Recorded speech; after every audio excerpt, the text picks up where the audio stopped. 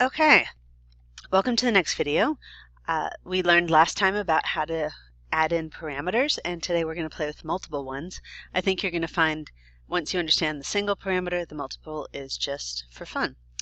And remember what we were doing? We were dealing with the push object. We had Penny the penguin, we had the bowling ball, and then I added in a red sphere, and you're going to see that again. And there is the pin. And we added the parameter of target, and anything that is a sphere works as the target. And so yeah, each time we clicked run, our target object, which is the ball or could be the red sphere, always moves 3 meters, because if you see, that's what the code is, right here, moves forward 3 meters. But what if we modify the scene? So if we move around the sphere or the bowling ball so that the distance between the ball and the pin is not exactly 3 meters, do we have the option to change it? Well, the answer is yes, if we use a parameter. So we're going to add in a parameter that allows us to send in, that's the language we use, send in the distance that we want the target object to move forward. So we're going to go through the same game, add parameter again. Okay, and I'm going to show it to you actually rather than just doing it through this. Okay, so I've played with this a little bit since the last video. This is actually known now as the red ball, which makes it stand out from the bowling ball, but they both are spheres just like before. And here is the method or procedure that we're dealing with called push object, and here we have the sphere. And so what I added was this turns to face, so this means this penguin right here because we're in the penguin class. This penguin turns to face the target, and that's going to make it more interesting. So let me show you how that looks. If you run it, sorry, there's one part I didn't show you, and that was in my first method.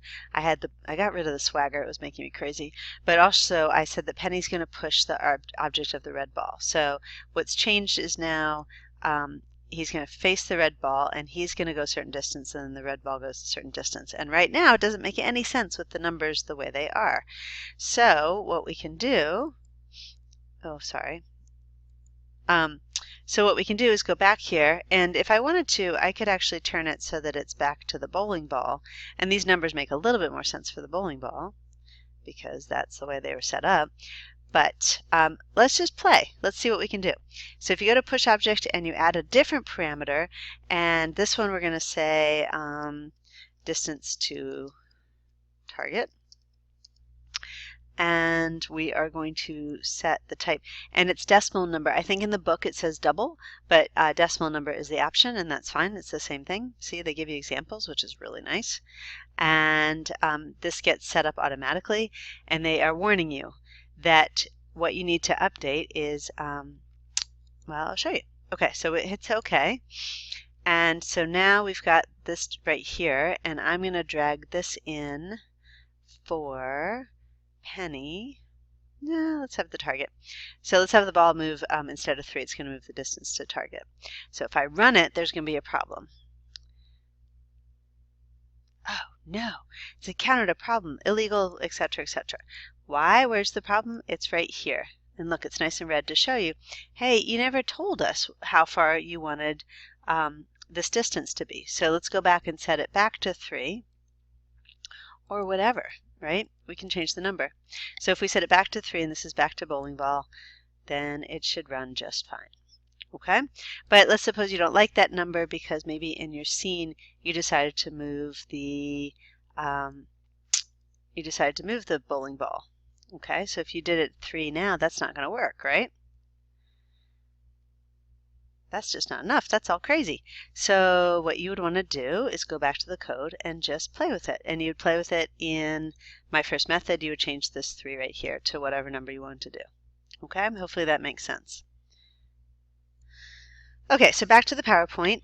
They're saying, you know, hey, make sure you check this. So this indicates that you need to go back, and wherever that procedure is called, I can't remember what it's called right now, but wherever that procedure is called, and it's called in my first method, you need to go back and put in a number or whatever for your parameter.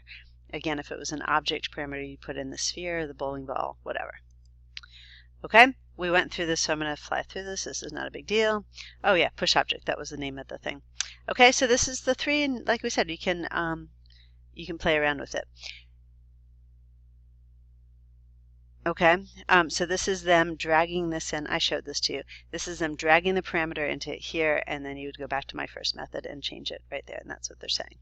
Okay, and I showed you this. If you haven't changed it, then that's a problem. Okay, you know how to do this, not a big deal. So we now have a procedure with multiple parameters. And what's really interesting is that they're really focused on the order, but Alice does that for you. So once you guys, I hope, are programming in Java and, you know, future life, you will need to make sure that this is all matching in order, but Alice takes care of it, so I really wouldn't stress out about it. I guess one point that's worth making is that if you have more than one parameter, it's okay to have the same type, like they could be 2 spheres or 2 objects or whatever, but of course they're going to have different names because otherwise Alice gets confused. That totally makes sense. Okay, and here's the order. What's kind of cool is that, like I said, Alice sets it up. So this is a line for my first method, and it's going to match accordingly. Okay? All right, you should be in pretty good shape to do some parameters. I hope you get a chance to play and have fun.